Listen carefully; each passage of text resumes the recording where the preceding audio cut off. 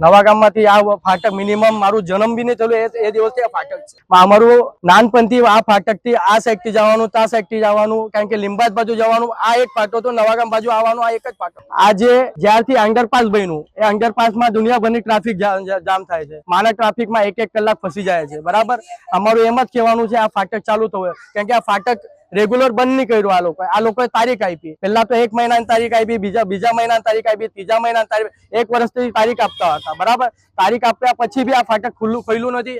આજે ફાટક બંધ કર્યું, ડાયરેક્ટ આવીને ડાયરેક્ટ ફાટક બંધ કર્યું અને કે કાયમ માટે સ્વરૂપે ફાટક બંધ છે. મગર અમે લોકો અહીંયાના જે સ્થાનિક લોકો છે અમે ધારાસભ્ય પાસે બી ગયેલા છે, ધારાસભ્ય પાસે ગયેલા, અહીંયાના નગર પરિષદ પાસે બી ગયેલા, બધા પાસે જઈને આવ્યા છે. મગર એ લોકોને અહીંયા ઇન્ટરેસ્ટ નથી, એમને બિહારમાં ઇન્ટરેસ્ટ, કેમ કે ત્યાં ઇલેક્શન છે, કારણ કે તાના પ્રતિનિધિ છે, અહીંયાના થોડી છે. બરાબર, તો એ લોકોને અહીંયા ધ્યાન આપવું જોઈએ કે બિહારમાં ધ્યાન આપવું જોઈએ? હા, એ લોકોના ઓફિસે એના દરવાજે જઈને થકી ગયા. અને મારે કામમાં જવા માટે છે ને પેલું કૃષ્ણાજી બસ પકડું કંપનીની, 5 મિનિટ લેટ થઈ જાય ને મારી બસ ઉપડી જાય, પછી 200 રૂપિયા ભાડાથી રિક્ષા કરીને મારે જવું પડે વજીવાલામાં. બરાબર, આટલા વર્ષથી આ નેશનલ હાઈવે રસ્તા નથી છે. આ ફાટક કાયમ ચાલુ હતું, એ ચાલુ રાખવું જોઈએ. મારી માતા બહેનો કામ પર જાય છે, 7,000 રૂપિયા મહિનાથી કમાય છે.